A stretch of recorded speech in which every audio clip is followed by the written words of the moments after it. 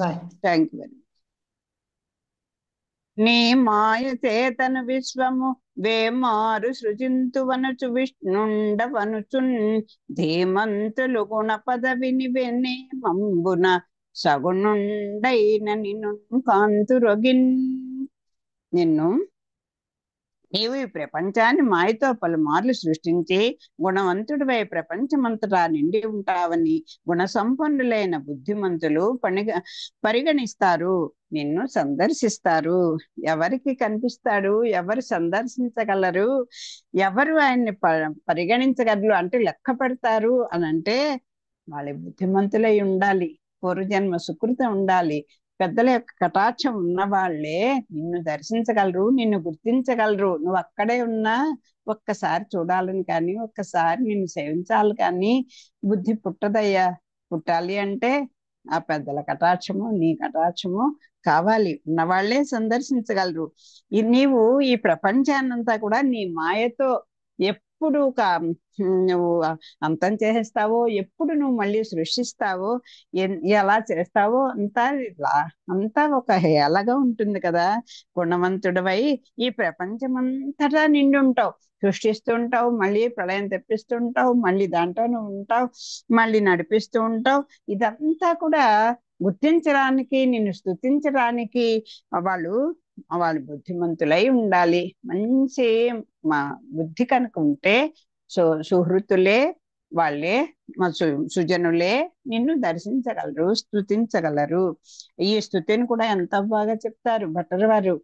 అది దేంట్లో కూడా మనవై నువ్వై అంటారు. అంటే ఏ సేవ చేయండి త్రికరణాత్మకంగా చేయాలి అనేటువంటి విధానాన్ని చెప్పకే చెప్తారండి ఆ శ్లోకాల్లో.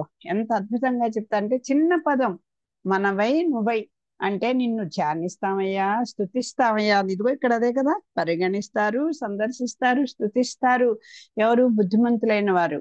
ఎలాగట? మనమే ఏంటట మనస్సుతోటి ధ్యానిస్తాం కదా. ధ్యానించడం అంటే ఎలా చేస్తాం, దేంతో చేస్తాం? మనసులో ధ్యానిస్తాం. పైకి ఏవో పనులు చేసుకుంటూ ఉంటాం, లోపల మన్నం జరుగుతుంటుంది. మహానుభావులందరికీ కూడా నామం అలా తిరుగుతుంది. అంటే మానసికమైనటువంటి కైంకర్యం చేసుకుంటున్నాం. నువ్వై అంటే స్తుతిస్తాను. ఇదో ఇలా వాచిక కైంకర్యం చేసుకునే అదృష్టవంతులం అయ్యాం. ఆ తప్పులో తడకలో ఆయనే చూసుకుంటారు. కానీ మన ఆ పరమాత్మ యొక్క లీలల్ని పలికేటువంటి అదృష్టవంతులం అయ్యాం మనం. అది నృతించడం అంటే వాచిక కైంకర్యం చేసుకుంటున్నాం. తర్వాత ఏం చేయాలి? కాయిక కైంకర్యం. వందామహే స్వామి, ఇలాంటి భాగ్యాన్ని మాకు కలిగించావు కదా అని మనస్ఫూర్తిగా ఒక్కసారి ఆయన పాదాలు పట్టుకొని నమస్కరించాలి. ఇది కాయిక కైంకర్యం. అది మనసా వాచా కర్మ ఏ పని చేయండి భగవత్ సంబంధం కలిగి ఉంటే నిశ్చింతగా హాయిగా బతికేచ్చండి. అంతకన్నా సంపద వేరే ఏది కాదు, ఏది కోరక్కర్లేదు, ఏది మనతో రావు. మనకు దాచుకునేది ఏంటంటే మనవై నువ్వై వందామహే అని 3 పదాలు గుర్తుపెట్టుకోండి. మనసారా ధ్యానించాలి, నోరారా పలకాలి, మనస్ఫూర్తిగా ఒక దాసోహాన్ని సమర్పించాలి. అంతకన్నా ఆయనకి ఏమీ అక్కర్లేదు. అది నేర్చుకోవాలి. ఏమండి, భగవంతుడికి అంత ఇదేంటండి, ఆయన పొగిడితే చేస్తాను, స్తుతిస్తే చేస్తాను అంటే ఆయన మన స్తుతిలో అక్కర్లేదు, మన మన్నాల్లో అక్కర్లేదు. మనకి పాఠం నేర్పుతున్నాడు. నువ్వు ఎందరి వల్ల బతుకుతున్నావు, వాళ్ళని ఒక్కసారి ఒక్క మంచి మాట మాట్లాడు. పెద్దలకు ఒక్క దాసోహం పెట్టు. ఎన్నో తప్పులు తడకలు చేస్తావు, ఒక్క దాసోహంతో అన్ని తప్పులు క్షమిస్తాడు స్వామి అని. అవన్నీ మనకి నేర్పడం కోసం ఇలాంటివన్నీ కూడా మనకి అదే చెప్పు. ఆ రకంగా దర్శనమిచ్చేశాడు స్వామి. జనన స్థితి లయ దూరుని ముని నుతు నిర్వాణ సుఖ సముద్రుని సుగుణు తను తను పృథుల పృథులుని అనఘాత్మ మహానుభావున అభినందింతు. ఇక్కడ మా పైన వచనం చదువుకోవడం మర్చిపోయాం, మళ్ళీ చదువుతాం. హార కిరీట కేయూర కుండల పాద కటక కాంచీలత కంకణాది కౌస్తుభోపేతంబున్ కౌమోదకీ శంఖ చక్ర శరాసన సంయుతంబు మకరత శ్యామంబు సరసిజ నేత్రంబున్ కర్ణాభరణ కాంతి గండయుగము కలిత కాంచన వర్ణ కౌశేయ వస్త్రంబు శ్రీవనమాలికా సేవితంబు నై మనోహరంబునై దివ్య సౌభాగ్యమైన అతని రూపు హర్షమ సంగ చూచి బ్రహ్మహరుడు సురులును తానును పొంగి నమ్రుడగుచున్ పొగడంగన్ తడంగే. అంటే సాక్షాత్తు అలా దర్శనమిస్తే ఎవ్వరికి ధనం పెట్టాలని అనిపించదు, ఎలా స్తోత్రం చేయాలని అనకుండా ఉన్నాడంటే వాడంతా మూర్ఖుడు ఇంకొకడు ఉంటారా? ఆ బ్రహ్మగాట, ఆ పరమశివుట, దేవతట అందరూ ఇంకా వాళ్ళకేంటి పొంగిపోయారటండి. ఇంకా సంతోషం, ఎంత సంతోషం చెప్పలేమని అంటారు సరా. అలా అయిపోయి వంగి వంగి వంగి వంగి దాసం సమర్పిస్తూ స్వామిని ఇలా స్తుతించడం మొదలెట్టారట. ఎంత పుణ్యాత్మలో చూడండి. భగవత్ స్వరూపుల్లో ఈ నిన్న చదువుకున్నామా ఏమండి, స్వామి మనకు కనిపిస్తాడా, మనకు అంతటి యోగ్యత ఉందా అనకండి. భగవద్ విభూతి ఇదంతా. ఈ లీలా విభూతిలో ఉన్న ప్రతి అణువు కాతే మనం మనసు పెట్టి చూడగలగాలి. మరి ఒక స్తంభం నుంచి వచ్చాడంటే అదేనా అచేతనమైందే కదా. అది మనం నిలబెడితే నిలబడాలి, పడుకోబెడితే పడుకోబెట్టాలి. దాంతో దానికి చైతన్యం లేదు. అయినా దాంట్లో వచ్చాడా లేదా స్వామి? ఇవన్నీ మనకు అనుభవమే కదా. ఈ విభూతిలో ప్రతి అణువు భగవత్ స్వరూపమే. దాన్ని మనస్ఫూర్తి స్వామి, ఈ చెట్టు పుట్ట, ఈ పూలు ఉంది, సమస్తం నువ్వే కదయ్యా అని ఒక్కసారి తలుచుకోగలరా, నేర్చుకోవాలి. అది ఎలా ఆ స్వామి దివ్యమంగళ విగ్రహంలో ఆ కిరీటాల దగ్గర నుంచి పాదాల వరకు అందరూ చెప్పేశారు. కిరీటం చెప్పారు. కిరీటం మొదలు పాదం వరకు కూడా, అలాగే పాదాల నుంచి కిరీటం వరకు కూడా అణువుని దర్శించడానికి వీళ్ళు బ్రహ్మాది దేవతలు, శివుడు, బ్రహ్మగారు అందరూ స్తోత్రం చేయడం మొదలు పెట్టారట. అలా కనుగొన్న చాలా సంతోషంగా చూశారు. ఆ బ్రహ్మగారు భగవంతుడికి మళ్ళీ నమస్కారం చేసి మళ్ళీ స్తోత్రం చేయడం కొనుక్కున్నారు. ఎంత చేసినా ఆ తను తినడానికి కాకపోతే ఆ రుచి మనకి తెలియాలి. అది పెద్దల యొక్క సంపర్కం ఉంటే, సజ్జన సాంగత్యం ఉంటే మనకి అది విసుగు రాదు, దాని మీద ప్రీతి కూడా ఎక్కువ అవుతుంది. అదే ఒక భక్తికి అంకురం ఏర్పడుతుంది. జనన స్థితి లయ దూరుని ముని నుతు నిర్వాణ సుఖు సముద్రుని సుగుణున్ తను పృథుల పృథులుని అనఘాత్మున్ మహానుభావునభినందింతున్. మహాప్రభు, ఆది మధ్యాంతంబులు నీకు లేవు. మునులు నన్ను ఎన్నో విధాలుగా పొగడుతూ ఉంటారు. మోక్ష సౌఖ్యాన్ని సముద్రము నీవు. చిన్న వాటి కంటే చిన్నవాడవు, గొప్ప వాటి కంటే గొప్పవాడవు నీవు. సద్గుణవంతుడవు నీవు, పుణ్యాత్ముడవు నీవు. అటువంటి నిన్ను ప్రస్తుతి చేస్తాను. పురుషోత్తమ నీ రూపము పరమ శ్రేయంబు భువన పంక్తులకెల్లన్ స్థిర వైదిక యోగంబున వరుసను మీ అందకాన వచ్చెను మాకున్. నీలోనే మాకు సమస్తం కనబడిపోతున్నాయ్యా అని అంటున్నారు. ఓ పురుషోత్తమ, అన్ని లోకాల్లోనూ నీ రూపమే శ్రేష్టమైనది. ఆ రూపం శాశ్వతమైన వేద మంత్రంతో కూడి మాకు కనిపిస్తున్నది. వేద ప్రతిపాద్యుడు నీవే, వేద స్వరూపుడు నువ్వే అన్నిటికీ సృష్టి స్థితి లయ కారకుడు నువ్వే అని తెలుస్తుంది. ఎలాగా అని చెప్పారు. చాలా చక్కని ఉదాహరణ చెప్పుకున్నాం ఇప్పుడే. ఒక కుండకి ఆ మట్టే అడుగున మధ్యలోను పైన కూడా అంతటా, అంటే ఏ చిన్న పదార్థంలోంచి కూడా మొదలు చివర మధ్య అంతటా నువ్వే వ్యాపించి ఉన్నావు ఈ సమస్త విశ్వంలోను. ఒక కుండలో మధ్య చివర అడుగున కూడా మట్టి ఎలా అయితే ఉంటుందో అలాగే నువ్వే ఆధారము. నీ మాయ చేతన విశ్వము వేమారు సృజింతువనుచు విష్ణుండవనుచున్ ధీమంతులు గుణ పదవిని నేమంబున సగుణుండైన నిన్ను కాంతురొగిన్. బుద్ధిమంతులైన వారు నీ మాయ తెలుసుకుంటారు, ఈ ప్రపంచం అంతా కూడా నువ్వు విశ్వ విశ్వ విశ్వ విశ్వ విశ్వం విష్ణు వషత్కారం అంటే ఈ విష్ణువు అంటే అంతటా వ్యాపించిన వాడమని నువ్వు వ్యాపించి ఉంటావని తెలుసు. అణువు విభువు కూడా నువ్వే అని గుర్తిస్తారు. అటువంటి నిన్ను దర్శిస్తారు, స్తుతిస్తారు, సందర్శిస్తారు. అన్ అన్నమ అన్నమవని ఎందు అన్నమవని ఎందు అమృతంబు గోవుల ఎందు వన్య సమిధలందు అమర యోగ వసతన్ పొందు ఓజను బుద్ధి చే నా అగుణు నిన్ను కాంతురాత్మ విధులు. అది ఇన్నాళ్ళు ఇంతసేపు స్వామి యొక్క దివ్య మంగళ విగ్రహంలోనూ ఆయన అవయవ శోభని, ఆ అవయవాలకు ఉన్నటువంటి గొప్పతనాన్ని అన్ని చెప్పుకొచ్చారు. సృష్టికి అవన్నీ ఒకటైతే ఆయనలో ఉన్నటువంటి గుణగణాల వల్ల వచ్చినటువంటి కామ క్రోధ లోభ మోహ మద మాత్సర్యాలు అనుకోండి, అలాగే చతుర్విధ పురుషార్థాలు అనుకోండి, ఆగ్రహము అనుగ్రహము దయ అలాంటివన్నీ అనుకోండి, వాటి నుంచి కూడా ఏమేంటి సత్తని సంపాదించుకుంటున్నాయో అవి కూడా చెప్పేశారు. ఇప్పుడేంటి అలా అనుకోకండి, ఇంకా మిగతా అన్నిట్లోనూ ఇంకా వివరంగా చెప్పాలని ఏం చెప్తున్నారు? అన్నము అవనియందును, భూమిలో ఆహారాన్ని, భూమి నుంచే కదా మనకు వచ్చేది, అన్ని ఔషధులు దాంట్లోనే ఉంటాయి. ఆ భూమి ఉంటేనే ఈ పాడి పంట అన్ని ఉంటాయి కదండి. భూమి లేకపోతే ఇంకేముంటుంది? భూమిలో ఉన్నటువంటి ఆహారానికి నువ్వే, ఆవులలోని పాలు నువ్వే. ఆవులు ఉంటే సరిపోయిందా? వాటిల్లో సమృద్ధిగా పాలను నింపి మాకు ఇచ్చేవాడివి నువ్వే. భూమి ఉంది, చవిటి నేల అయితే ఏం చేస్తాం? ఆ భూమిని సారవంతం చేసి దాన్ని ఆహారయోగ్యంగా చేసేటువంటి వాడివి నువ్వే. అంటే భూమిలో ఆహారానికి ఆధారం నువ్వే, ఆవులలోని పాలవు నువ్వే. మరి కట్టెలు ఊరికే ఉన్నాయి, దానికి ఆ అగ్ని దాంట్లో నువ్వు అంతర్భూతంగా పెట్టకపోతే వాటి యొక్క ఉపయోగం ఏముంటుంది? కట్టెల్లోని అగ్నివి నువ్వే.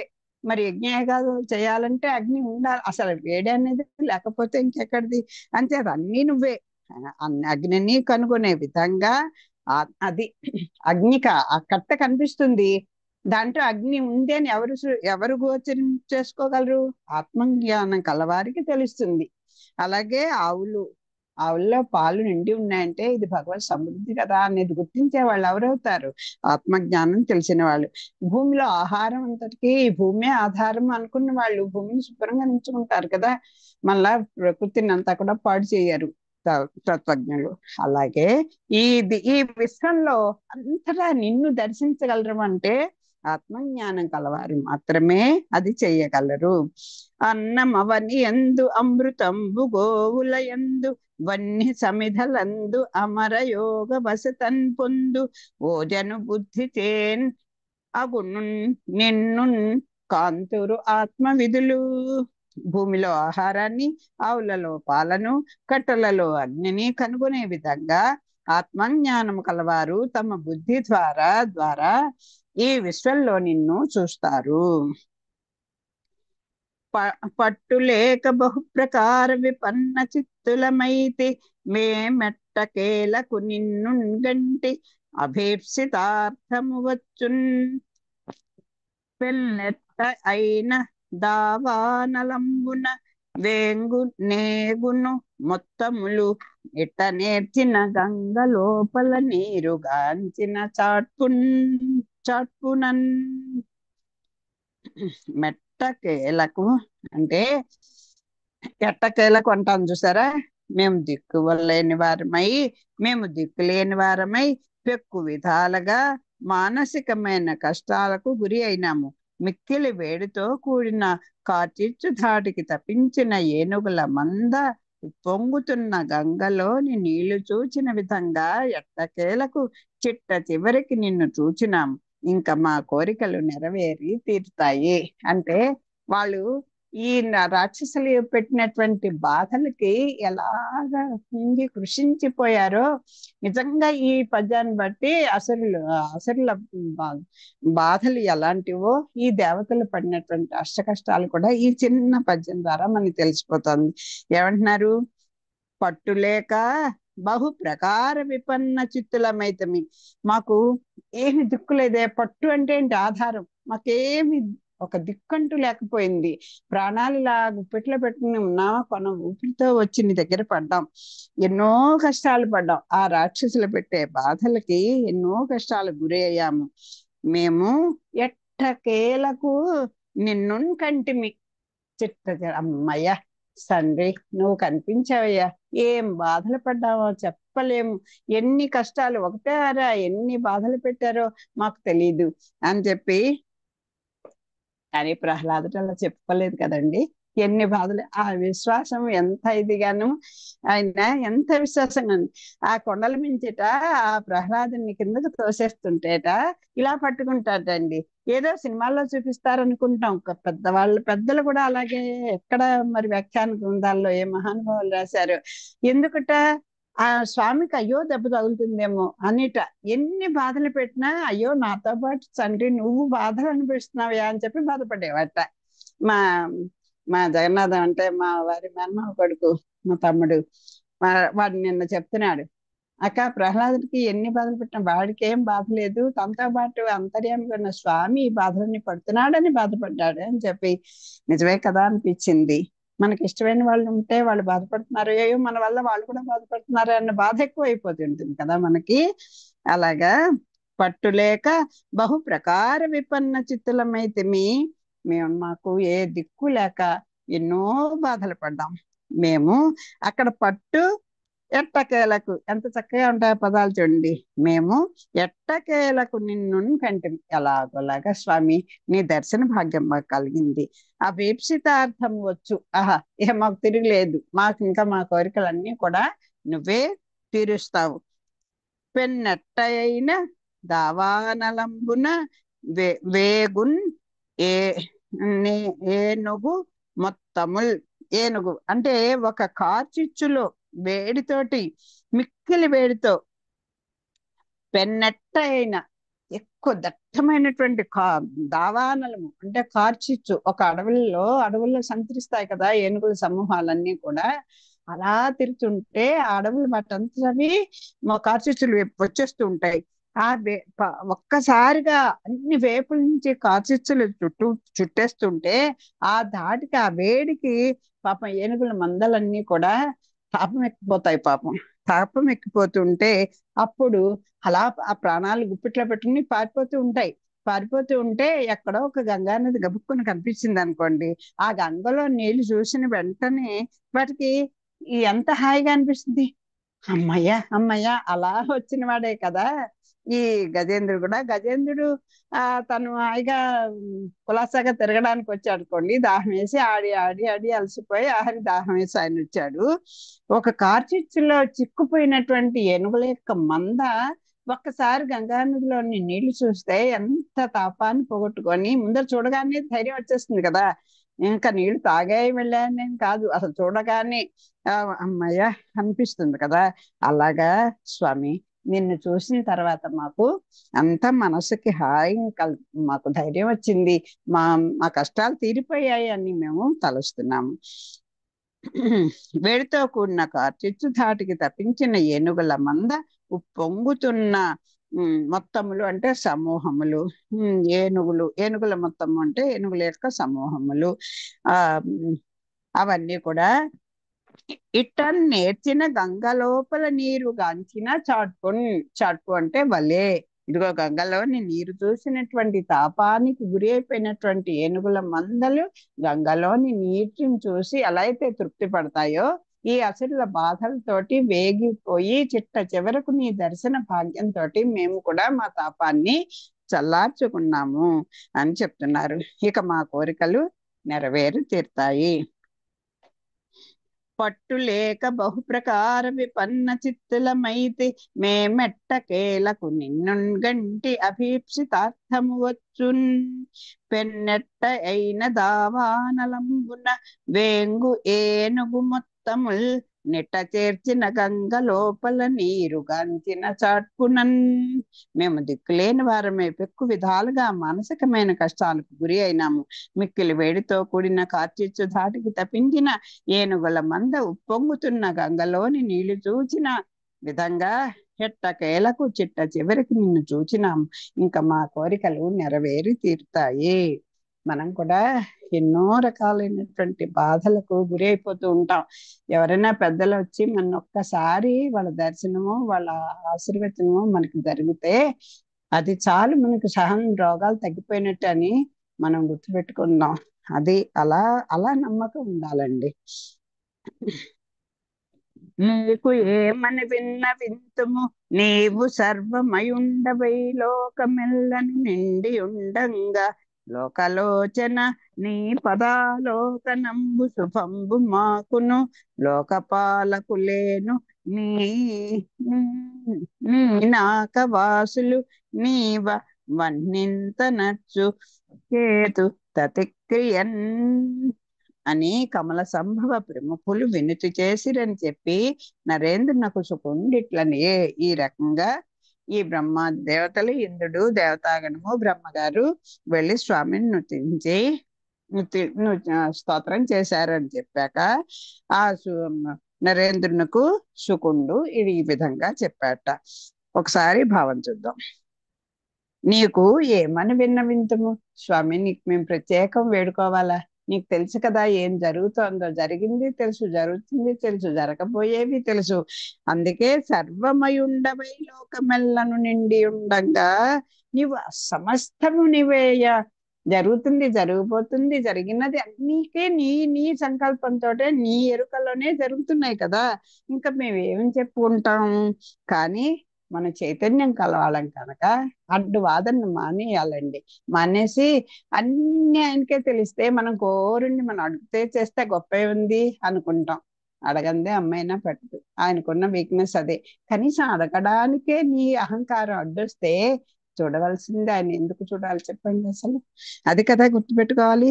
లోకమల్ల నీకు ఏమని విన్నవింతము, నీవు సర్వమయుండవై లోకమెల్లను నిండి ఉండగా, లోకలోచన ఆ పదాలు చూడండి సందర్భాన్ని బట్టి. లోకాన్ని అంతా కూడా నువ్వు చూస్తున్న వాడివి.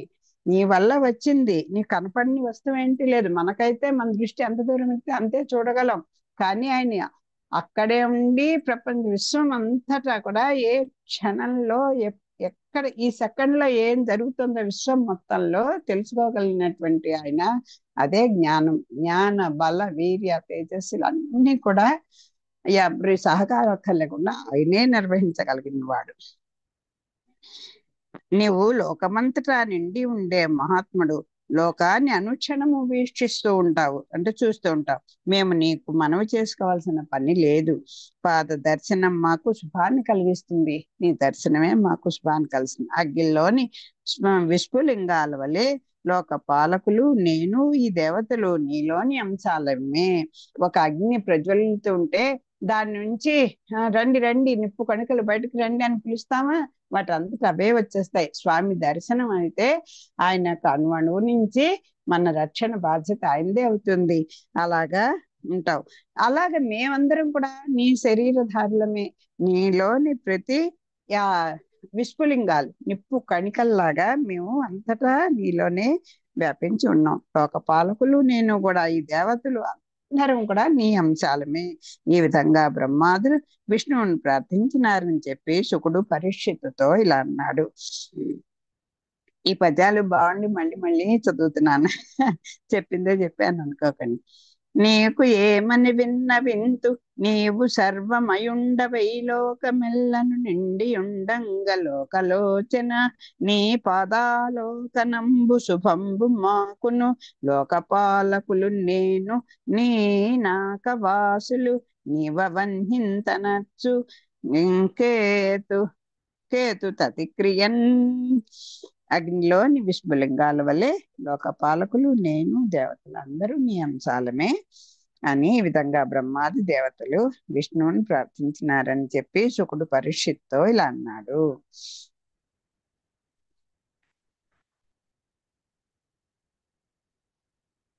తర్వాత ఈ రీతి చతురాననాదిను తుండయ్యే పారదీమూత గంభీరం పైనరవంబునన్ పలికే సంప్రీతాత్ముండయి ఈశ్వరుండు ఆరో మంచిత కాయులన్ నవ విముక్తాపాయులన్ ప్రేయులన్ ప్రారబ్ధోక్త రక్తోగ్రమహార్ణవోన్మథన వాంఛా అన్నాల్పులన్ వేల్పులన్.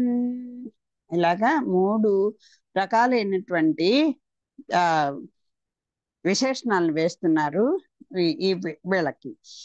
పై విధంగా ఈ రీతిన్ చతురాననాదిను తుండై ఏ పారదీమూత గంభీరం వైనరవంబునన్ పల్కే సుప్రీతముండై ఈశ్వరుండు ఆరో మంచిత కాయులన్ నవ విముక్తాపాయులన్ ప్రేయులన్ ప్రారబ్ధోగ్రమహార్ణవోన్మథన వాంఛా నల్పులన్ వేల్పులన్. భగవంతుడికి ఈ దేవతాగణానికి కూడా వీళ్ళు విశేషణాలు వేసి చెప్తున్నారు. పై విధంగా బ్రహ్మాదులు ప్రార్థింపగా భగవంతుడు సంతోషించినాడు. దేవతల శరీరాలు నిలువెల్లా పులకించినాయి. అప్పుడే తమ కష్టాల నుండి గట్టెక్కినట్లు వీళ్ళు తలంచినారు. భయంకరమైన ప్రారబ్ధం అనే సముద్రాన్ని మతించడానికి ఉత్సాహపడినారు. అప్పుడు స్వామి మేక గంభీరమైన కంఠస్వరంతో ఇలా అన్నాడు. ఈ రీతిని చతురాననాదినుతుండై, ఈ చతురానుడు అంటే బ్రహ్మగారు మొదలైనటువంటి వీళ్ళ చేతను తింపబడిన వాడే ఏ పార చాలా సంతోషపడిపోయాట స్వామి. దేవతలు కూడా ఈశ్వరుండు ఆరోమాంచిత కాయులన్ నవ విముక్తాపాయులన్ ప్రేయులన్ ప్రారబ్ధోగ్రమహార్ణవోన్మథన వాంఛా నల్పులన్ వేల్పులన్. భయంకరమైనటువంటి ఏంటి ప్రారబ్ధం అనేటువంటి ఒక సముద్రంలో పడి కొట్టుకుంటున్నాం. దాన్ని ఇప్పుడు ఈదాలంటే స్వామి దర్శనం అయింది కనుక దాని నుంచి మేము అమ్మయ్య దాటేస్తాం, ఈ భవసాగర్ నుంచి మేము బయటపడతాము అనేటువంటి ఒక ధైర్యం వచ్చింది. అందరూ ఉత్సాహంతో ఉన్నారు ఈ వేల్పులందరూ. అప్పుడు స్వామిట మేఘ గంభీరమైనటువంటి కంఠస్వరంతో ఇలా అంటున్నట. సంప్రీతాత్ముడై పలికెన్ ఈశ్వరుండు. అలా ఎంత సంతోషం ఆయనకి. స్తుతిస్తే తన స్తుతి ప్రియుడండి ఆయన. స్తోత్రం చేస్తే చాలు, స్వామి అంటే చాలు. ఎవరికైనా కదా, అదే మనం నేర్చుకోవాలి. మనకి అందరి సహకారంతో మన క్షణం గడుస్తోంది. ఇంట్లో వాళ్ళని అశ్రద్ధ చేయకండి. అందరికి ఒక్క మంచి మాట, బిడ్డలనైనా పెద్దవాళ్ళనైనా ఒక్క మంచి మాట ఆడే ప్రయత్నం మనం చేద్దాం. అది చాలు, మనకి అందరూ అండగా ఉంటారు. ఓ నలువ, ఓ సురేశ్వర, ఓ నిటల తటాక్ష, ఓ సురోత్తములారా, దానవుల తోడనిప్పుడు మానుగన్ పోరామి గలిగి మనుటే ఒప్పున్. అది చూడండి, స్వామి కూడా ఎంత ఆయన ఎందుకండి వీళ్ళందరినీ పోగొడుతున్నాడు చూడండి. అది పెద్దలకి వాళ్ళు మనకు నేర్పుతున్నటువంటి సంస్కారం అది. ఓ బ్రహ్మ, ఓ దేవేంద్రుడా, ఓ రుద్రుడా, ఓ దేవతలారా, ప్రస్తుతం మీరు మంచిగా రాక్షసులో స్నేహం చేసి దీవించటం మంచిది. ఇది కూడా మనకి చాలా గుణపాఠం అండి. అవతల వాడు అలా ఉంటే నేనెందుకు ఉండాలి, వాడు నా మీద విరోధం పెంచుంటే నేనెందుకు స్నేహం చేయాలి అని వెంటనే ఎవరన్నా పెద్ద ఫోన్లేరా, వాడు అలా ఉంటే మనం అలా ఉండడం ఎందుకు అని పెద్దలు ఎవరిని చెప్పారనుకోండి, మన కోపం ఎక్కడికి ఉండాలి, ఒళ్ళు మండిపోయి వాళ్ళని పెద్దవాళ్ళని చేయలేక వీళ్ళు చేస్తాం, వీళ్ళు ఇలాగే అని పళ్ళు కొరుక్కుంటూ ఉంటాం ఇప్పుడు మనలాంటి వాళ్ళందరం కూడా. కానీ స్వామి చూడండి, టైం వచ్చే వరకు ఆగాలి. అన్ని బాధలు పెట్టి ప్రాణాల్ని ఇప్పట్లో పెట్టుకొని దేవుడా రాముడా అంటూ స్వామి దగ్గరికి వస్తే ఆయన చెప్పిన సలహా ఏంటో చూడండి. మీరు కొంచెం తొందరపడకండి, కాస్త వాళ్ళతో మంచిగా స్నేహం చేసినట్టుగా ఉండండి అని సలహా ఇచ్చి పంపించేస్తున్నాడండి. ఎలా ఉంటుంది, భగవంతుని కోపం రాకుండా ఉంటుందా ఎవరికైనా? అంటే ఒకవేళ మనకి మనసుకి నచ్చనటువంటి మాటని పెద్దవాళ్ళు చెప్పినా కొంచెం చేసి పాటించి చూద్దాం. దానివల్ల ఫలితం ఏంటో అప్పుడు మనకే తెలుస్తుంది. అందరూ ఒక్కసారి తల వంచాలి. తల వంచితే తల ఎగరేసుకుని తిరగచ్చు, మనం హాయిగా తిరగచ్చు. ఎంత ఎదిగిన కొద్దీ వదగమని ఎందుకు చెప్తారండి ఇలాంటివన్నీ? చూడండి, నాకు కూడా ఆశ్చర్యం వేస్తుంది. వీళ్ళందరినీ పొగిడాడు. ఓ బ్రహ్మ, ఓ దేవేంద్రుడా, ఓ రుద్రుడా, ఓ దేవతలారా, ప్రస్తుతం మీరు మంచిగా రాక్షసులతో స్నేహం చేసి జీవించడం మంచిది. ఇప్పుడు టైం కాదు, టైం వచ్చినప్పుడు నేను చెప్తాను, అందాక కాస్త వాళ్ళతో స్నేహంగా ఉంటూ ఉండండి, మీకు ఇష్టం లేకపోయినా కొన్ని నటించండి అన్నట్టుగా చెప్తున్నాడు. ఓ నలువమో సురేశ్వర ఓ నిటల తటాక్ష ఓ సురోత్తములారా దానవులతోడ నిప్పుడు మానుంగ పోరామి కలిగి మనుటే ఒప్పున్. ఓ బ్రహ్మ, ఓ దేవేంద్రుడా, ఓ రుద్రుడా, ఓ దేవతలారా, ప్రస్తుతం మీరు మంచిగా రాక్షసులతో స్నేహం చేసి జీవించటం మంచిది. మానుగన్ పోరామి, ఇప్పుడు వాళ్ళకి ఎదురు తిరిగి పోరాడడం మంచిది కాదు. కలిగి మనుటే ఒప్పు, వాళ్ళతో కలిసి కలిసి జీవించడమే మంచిది. అది ఎట్లంటారేని, అది ఎలా సాధ్యం అవుతుందండి? అంత మమ్మల్ని ఇంత బాధలు పెట్టిన వాళ్ళతోటి అలా ఉండమంటే అది ఎలా కుదురుతుంది అని చెప్తున్నారు. అంటే దానికి కూడా చెప్తున్నారు చూడండి, ఎంత చక్కని ఉదాహరణ చెప్తున్నాడో స్వామి.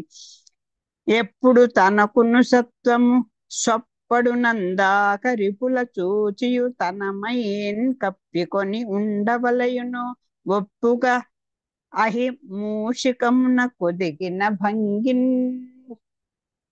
ఎంత అసలు జీవితంలో ఇలాంటి ఉదాహరణలు, అందుకేనండి పెద్దలు శ్రీ సూక్తులు వింటూ ఉండాలి, మంచి గ్రంథాలు చదువుకుంటూ ఉండాలి. స్వామి చెప్పేసి కానీ నేను ఉన్నాను కదా, నేను చూసుకుంటా, మీ ఇష్టం, వాళ్ళ మీద తిరగబడండి అనలేదు చూడండి. స్వామి కూడా కాలానికి ఎంత కట్టుబడి ఉంటాడో, నియమానికి ఎంత కట్టుబడి ఉంటాడో స్వామి చూడండి. ఇవన్నీ చదువుకోవడం భాగవత కథల కోసం కాదు, మన జీవిత విధానాన్ని ఎలా మార్చుకోవాలి, ఎలా మన మైండ్ సెట్ ని, ఎందుకు ఈ ఇంపాక్ట్ క్లాసులు ఇవన్నీ చెప్పేది ఎందుకు చెప్తున్నారండి? ఓర్పుగా ఉండండి, టైం వచ్చే వరకు ఉండండి, అప్పుడు చూడండి అని చెప్తున్నారా లేదా? ఎప్పుడు తనకును సత్వము సొప్పడునందాక రిపులను చూచియు తన మైన్ కప్పుకొని ఉండవలెను. మైన్ అంటే శరీరం. మనం కాస్త సమయం కోసం నిరీక్షిస్తూ ఉండాలి. ఎందుకంటే ఎలాగట, ఒప్పుగా అహి మూషికమునకు ఒదిగిన భంగిన్, ఒక ఎలుకని పట్టుకోవాలి. నేను పావుని కదా అనుకొని బుష్ అంటూ వచ్చింది అనుకోండి, చిటుక్కుని పారిపోతుంది ఎలుక. అది కూడా నిరీక్షిస్తూ ఎలాగట, ఎందుకంటే ఎలుక కోసం పాము పొంచి ఉండే విధంగా బలం సమకూరేదాకా సమయం కోసం నిరీక్షిస్తూ పగవారి బారి నుండి శరీరాన్ని దాచుకొని ఉండడం ఉత్తముల లక్షణం. ఒక ఎలుకని పట్టుకోవాలి. ఎలుక ఎంతండి, ఇంత చిన్న జీవి, పాము విష జంతువు, అది ఎంత ఫాస్ట్ గా దీనికి అమాంతం పట్టుకోవచ్చు, కానీ పొంచి ఉంటుంది. ఎలుక తన దీంట్లో కలుగులో వచ్చే వరకు చూసుకుంటుంది, టక్కన పట్టుకుంటుంది. అప్పుడు అలాగా కాసేపు ఆగుతుంది పాము కూడా, నాకు బలం ఉందని వచ్చేది. అది అలాగట సమయం వచ్చేదాకా పగవారి బారి నుండి మన శరీరం మనసు వాళ్ళ చిక్కిపోకుండా ఉండాలంటే కాస్త ఓర్పు వహించాలి. మనం చాటుగానే ఉండాలి, వాళ్ళకి దూరంగానే, దృష్టిలకు దూరంగా ఉండమంటారు చూసారా, అలా కాస్త సమయం కోసం ఉండడమే ఉత్తముల లక్షణము. ఎప్పుడు తనకును సత్వము సొప్పడనందాక రిపులను చూచియు తన మైన్ కప్పుకొని ఉండవలయును ఒప్పుగా అహి మూషికమున కొదిగిన భంగిన్. ఎందుకంటే ఎలుక కోసం పాము పొంచి ఉండే విధంగా బలం సమకూరేదాకా సమయం కోసం నిరీక్షిస్తూ పగవారి బారి నుండి శరీరాన్ని దాచుకొని ఉండడం ఉత్తముల లక్షణం. మైండ్ అంటే శరీరం, దాన్ని దాచుకొని ఉండాలి. అలాగా అహి అంటే పాము, మూషికం అంటే ఆ ఎలుక. ఎలుక కోసం ఒదిగిన భంగిన్, ఆ ఎలుకని పట్టుకోవడం కోసం పాము ఎలా అయితే తన శరీరాన్ని మూసుకొని కనపడకుండా ఉంటుందో టైం వచ్చే వరకు మనం కూడా శత్రువుల విషయంలో అలా మనం రక్షించుకుంటూ ఉండాలి, సమయం కోసం నిరీక్షిస్తూ ఉండాలి. అమృతోత్పాదనయత్నము, అప్పుడు చెప్తాడు స్వామి, నేను చెప్తాను, మిమ్మల్ని రక్షిస్తాను, సమయం చెప్తాను అని చెప్తున్నారు అనమాట. స్వస్తి ప్రజాభ్య పరిపాలయంతాం న్యాయేన మార్గేణ మహిమహీషాః గోబ్రాహ్మణేభ్యః శుభమస్తు నిత్యం లోకాః సమస్తాః సుఖినో భవంతు. మంగళం కౌసలేంద్రాయ మణిగుణాబ్ధయే చక్రవర్తి తనూజాయ సార్వభౌమాయ మంగళం. నేను రేపు ఢిల్లీ వెళ్తున్నాను, ఒక 2-3